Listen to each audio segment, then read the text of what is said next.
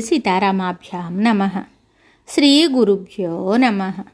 శ్రీమద్ వాల్మీకి రామాయణము అయోధ్యాకాండము 41వ సర్గము. శ్రీరాముని వనగమనమునకు మిగుల దిగులుపడి అయోధ్యానగరమంతయును ఆర్తనాదములతో నిండిపోవుట. పురుషశ్రేష్ఠుడైన శ్రీరాముడు అంతఃపురమునకు వెలుపల చేరి ఉన్న తల్లులకును తండ్రికిని నమస్కరించి వెళ్ళిన తరువాత దశరథునితో వచ్చి ఉన్న అంతఃపుర స్త్రీల యొక్క తీవ్రములైన ఆర్తనాదములు మిన్నుముట్టాయి. శ్రీరాముడు దిక్కులేని వారికి దిక్కైనవాడు, బలహీనులకు అండయైనవాడు, దుఃఖార్తులకన్నిటినీ తుడుచువాడు, మా అందరికిని సర్వవిధములుగా రక్షకుడు. అట్టి ఆ ప్రభువు ఎక్కడికి వెళుతున్నాడో కదా అని వారు ఏడుస్తూ పలకసాగారు. శ్రీరాముడు తనను ఎవరు ఎంతగా నిందించినను వారి ఎడల రవ్వంతయు కోపాన్ని వహించడు. ఇతరులకు కోపము కలుగునట్లు ఎప్పుడునూ మాట్లాడడు. తన ఎడ కోపించిన వారందరినీ ప్రసన్నులను గావిస్తూ ఉంటాడు. ఇతరుల దుఃఖములలో తానును పాలు పంచుకుంటూ ఉంటాడు. అట్టి మా రాముడు ఎక్కడికి వెళ్తున్నాడు? తేజస్శాలి అయిన ఆ మహాత్ముడు కన్న తల్లియగు కౌసల్యాదేవిని వలనే మమ్మును ప్రేమాదరములతో గౌరవిస్తూ ఉండేవాడు. అట్టి మా రామప్రభువు వెళ్ళుట ఎక్కడికి? కైకేయి కారణంగా క్లిష్ట పరిస్థితులలో చిక్కుబడిన మహారాజు ఈ లోకమునందలి ప్రజలందరికీ ఆర్తత్రాణపరాయణుడైన శ్రీరాముని అడవుల పాలు గావించెను. ఇప్పుడు ఆ స్వామి ప్రయాణము ఎక్కడికి? శ్రీరామచంద్రుడు సమస్త ప్రాణులకును ప్రీతిని గూర్చువాడు, ధర్మాత్ముడు, సత్యవ్రతమును పాటించువాడు. అట్టి రామప్రభువును మహారాజు మతి తప్పినవాడై వనవాస నిమిత్తముగా మనకు దూరము చేయుచున్నాడు అని ఆ రాజపత్నులందరూ లేగదూడలకు దూరమైన గోవుల వలె దుఃఖముచే కుమిలిపోతూ ఏడ్చారు. బిగ్గరగా పెడబొబ్బలు పెట్టసాగారు. పుత్రుని ఎడబాటునకు మిగుల విలపించుచున్న మహారాజు అంతఃపురమున చెలరేగిన భయంకరమైన ఆ ఆర్తధ్వనులను విని ఇంకను దుఃఖముతో కృంగిపోయాడు. పురమంతయు రామవిరహ బాధకు లోనైయుండుటచే పౌరుల నిత్య కార్యకలాపాలన్నీ కూడా ఒక్కసారిగా స్తంభించిపోయాయి. నిత్యాగ్నిహోత్రులు నిత్యము నిష్ఠతో హోమకార్యములను ఆచరించేవారు అగ్ని కార్యములకు దిగలేదు. గృహస్థుల ఇళ్లల్లోని మహిళలు పొయ్యలు వెలిగించలేదు. చేతులు ఆడకపోవుటచే ప్రజలు నిశ్చేష్టులై ఉన్నారు.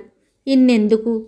లోకమునకు వెలుగులను విరజిమ్మడి ఆ సూర్యుడే ఈ బాధకు తట్టుకోలేక వెలవెలబోవుచు అస్తంగతుడయ్యాడు.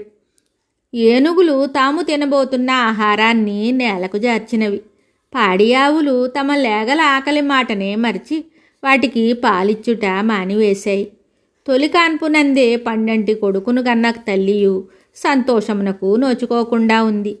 త్రిశంకువు, అంగారకుడు, బృహస్పతి, బుధుడు అట్లే తక్కిన గ్రహములు అన్నీయును శుక్ర, శని, రాహుకేతువులు వక్రగతిలో చంద్రుని చేరి క్రూరులయ్యారు.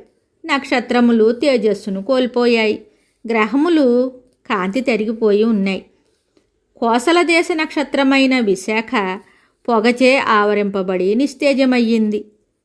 రాముడు వనములకు వెళ్ళిన తరువాత ఆకాశమున మేఘములు క్రమ్ముకొని పెను హోరుగాలులు తీవ్రంగా వీచుచున్నప్పుడు ఎగసిపడు అలలతో కూడిన సముద్రము వలె అయోధ్యానగరమంతయు సంక్షోభమునకు గురి అయ్యింది.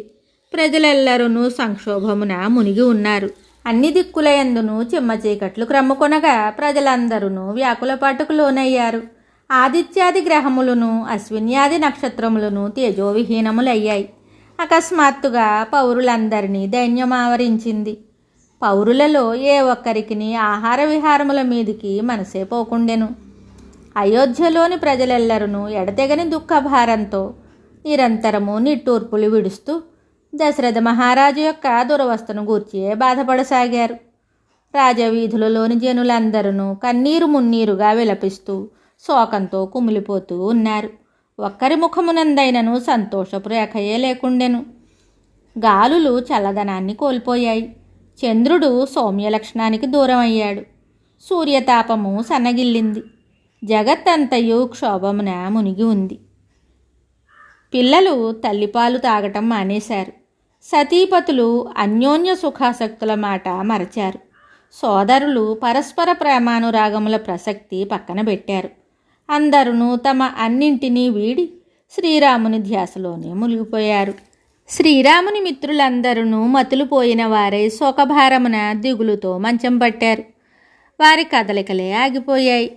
మహాత్ముడైన శ్రీరాముడు లేకుండుటచే తీవ్ర భయశోకములు అలుముకొనగా అయోధ్య ఇంద్రుని భయ కారణముగా పర్వతములతో కూడిన భూమి వలె ఎంతయూ చెలించింది. మరియు అది యోధుల రోదన ధ్వనులతో, గజాశ్వముల దుఃఖనాదములతో ప్రతిధ్వనించింది. వాల్మీకి మహర్షి విరచితమయ్య ఆది కావ్యమైన శ్రీమద్ రామాయణమునందలి అయోధ్యాకాండమునందు 41వ సర్గము సంపూర్ణం. శుభం.